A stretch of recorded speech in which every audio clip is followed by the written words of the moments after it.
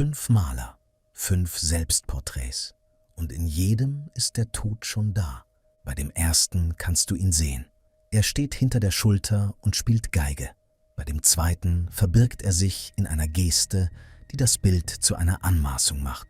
Bei dem dritten ist er ein Möbelstück, bei dem vierten ein Blick und bei dem letzten lag er bereits neben dem Pinsel, als der Maler aufhörte zu atmen. Je länger du diese Bilder anschaust, desto schlimmer wird es.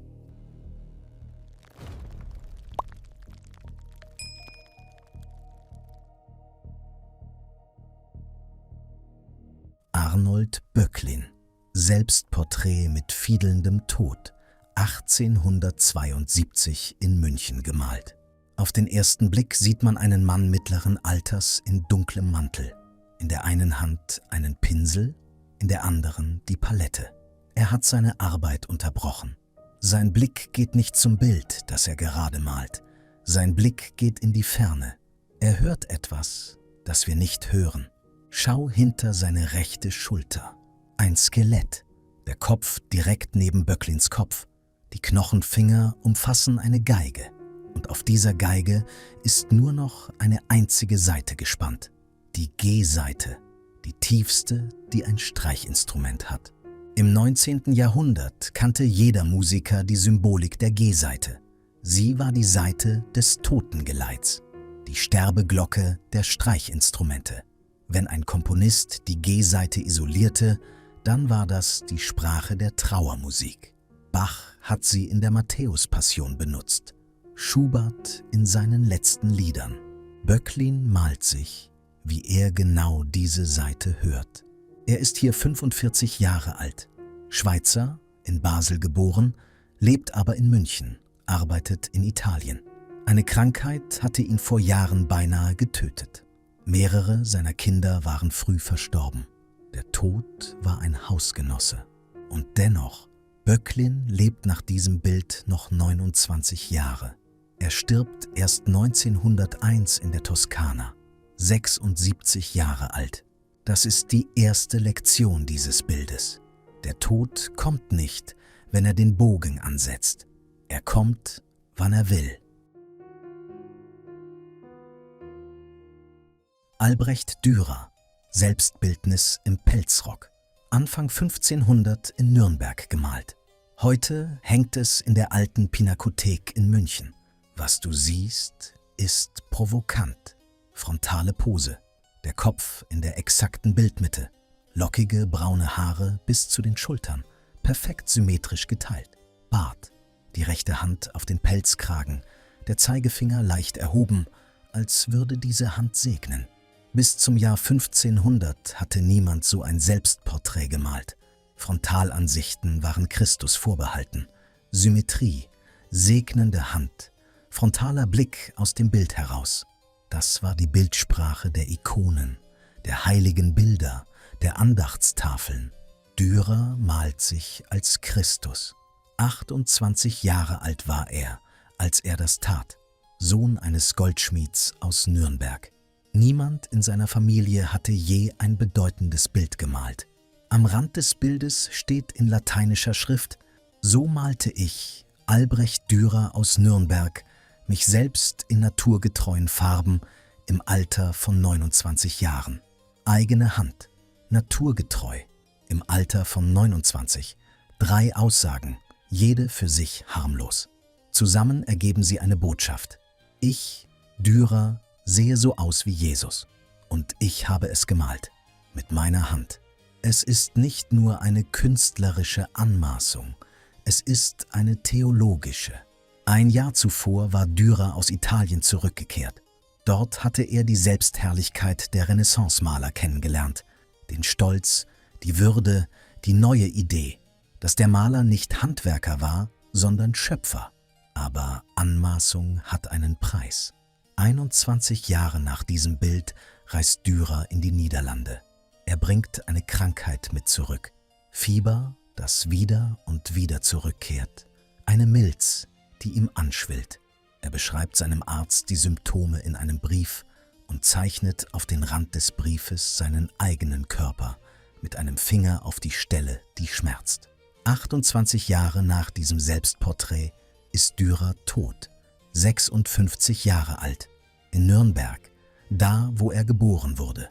Der Maler, der sich als Christus gemalt hatte, starb wie ein gewöhnlicher Mensch. Edvard Munch. Selbstbildnis zwischen Uhr und Bett. 3 Jahre lang malte er daran, 1940 bis 43. Munch steht frontal in einem Raum. Links von ihm eine Standuhr, hoch wie ein Sarg, fast bis zur Bilddecke. Rechts ein Bett mit einer gestreiften Decke, gelb-grün. Munch ist zwischen die beiden Gegenstände eingekeilt. Standuhr und Bett, die 2 Möbel, an denen die Zeit eines Menschen vergeht. Die Uhr misst, das Bett empfängt. Schau auf seinen Pullover. Munch trägt einen Pullover mit horizontalen Streifen, quer über die Brust. Erst sieht es aus wie ein Strickmuster. Aber je länger du hinsiehst, desto klarer wird es. Die Streifen sind keine Streifen, sie sind Rippen. Munch hat seinen Brustkorb gemalt, als wäre er bereits ein Skelett. Der Pullover ist die Tarnung. Hinter ihm an der Wand einer seiner eigenen Akte. Eine nackte Frau, gemalt vor Jahrzehnten. Ein Bild im Bild. Munch zeigt sich selbst und zeigt das, was er gemalt hat. Sein ganzes Werk hängt hinter ihm wie ein Vorhang aus Erinnerungen. Das Gesicht ist hager, die Wangenknochen treten hervor, die Augen sehen niemanden an, sie sehen durch dich hindurch. Munch ist hier zwischen 76 und 80 Jahre alt.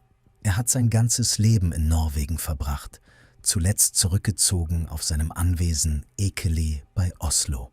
45 Hektar Land, 1000 Gemälde im Bestand, 15.400 Druckgrafiken, 4.500 Zeichnungen.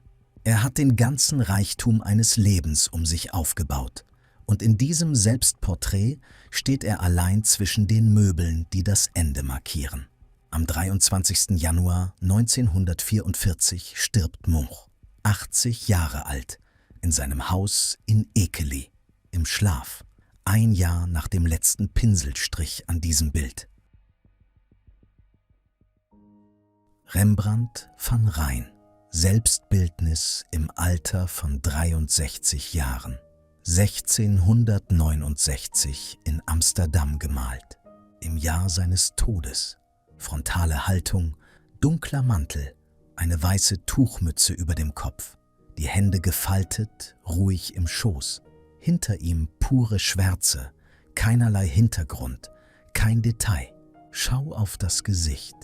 Die Haut ist nicht glatt gemalt, sie ist aufgetragen in dicken Schichten, mit dem Spachtel modelliert, fast skulptural. Du kannst die Strukturen fast fühlen, wenn du das Bild im Original siehst. Falten, die zu Geröll werden, eine Nase, die Felsen ähnelt, Augen, die in Höhlen liegen. Rembrandt hat über 80 Selbstporträts in seinem Leben geschaffen. Über 80.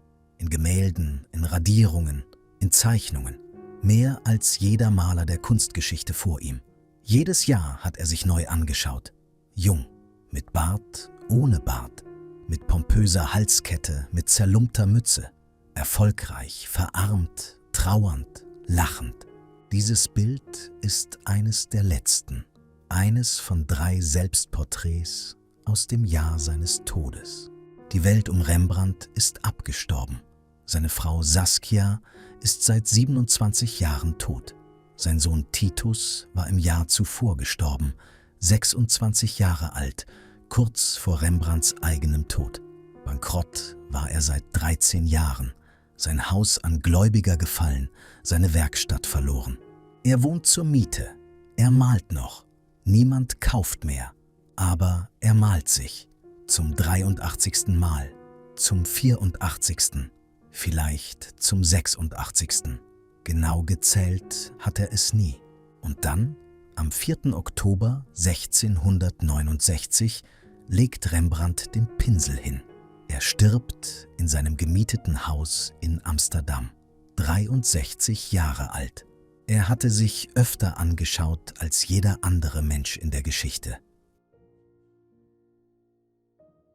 Und am Ende sah er einen alten Mann. Egon Schiele, kauerndes Menschenpaar. Heute heißt es die Familie. Aber den Titel hat das Bild erst nach seinem Tod bekommen. 3 Figuren. Schiele kauert in der vordersten Reihe, nackt, die Knie an den Brustkorb gepresst. Hinter ihm, eingebettet zwischen seinen Schulterblättern, eine Frau. Auch sie nackt, kauernd, 6 Monate schwanger und vor ihren Knien, eingeklemmt in den Bildvordergrund. Ein Kind. Das Kind sieht den Zuschauer an. Es ist nicht naturalistisch gemalt. Es ist mehr Idee als Mensch. 3 Generationen einer Familie in einer einzigen Hocke, jede Generation in die nächste gefaltet. Die Frau hinter Schiele ist Edith, seine Ehefrau seit 3 Jahren. Sie heiratete er, nicht ihre Schwester, mit der er ein Verhältnis hatte. Eine Geschichte, die seine Biografie prägte. Edith Harms, 26 Jahre alt, war im Sommer 1918 schwanger geworden. 28. Oktober 1918. Edith stirbt. Sie liegt im Bett in der Wiener Wohnung am Hietzinger Hauptplatz. 3 Tage hatte sie hohes Fieber. Die spanische Grippe hatte sie erwischt. Die Krankheit, die in jenem Herbst die Welt durchzog. Das ungeborene Kind stirbt mit ihr. Schiele zeichnet Edith auf dem Sterbebett. Es ist seine letzte Skizze. Egon Schiele malt noch an dem Familienbild. Er versucht es zu beenden. Aber das Fieber ist auch in ihm. 31. Oktober 1918. 3 Tage nach Edith stirbt Egon Schiele, 28 Jahre alt, in den letzten Wochen des untergehenden Habsburgerreichs. Das Bild blieb unvollendet. Was du heute im Belvedere in Wien siehst, hat Schiele nie zu Ende gemalt. Der letzte Pinselstrich gehört einem Maler, der nicht mehr lebte, als das Bild in die Welt kam. Den Titel? Die Familie hat das Werk erst Monate später bekommen, von einer Wiener Kunstkritikerin namens Bertha Zuckerkandl. Schiele selbst hatte es kauerndes Menschenpaar genannt. Die Idee der Familie haben andere hineingelesen, nachdem alle Familienmitglieder tot waren. Die spanische Grippe tötete in den Jahren 1918 und 19 weltweit Millionen Menschen. Die Schätzungen schwanken zwischen 17 und 50 Millionen. Edith Schiele und ihr ungeborenes Kind und Egon Schiele waren 3 davon. 3 Tote in einem unvollendeten Bild. Eine Familie, die nie eine war. Manchmal sieht der Maler den Tod hinter sich. Manchmal verbirgt er ihn in einer Geste. Manchmal hält der Tod schon den Pinsel. Mehr Bilder, die ihre Maler überlebt haben. Abgrundgalerie.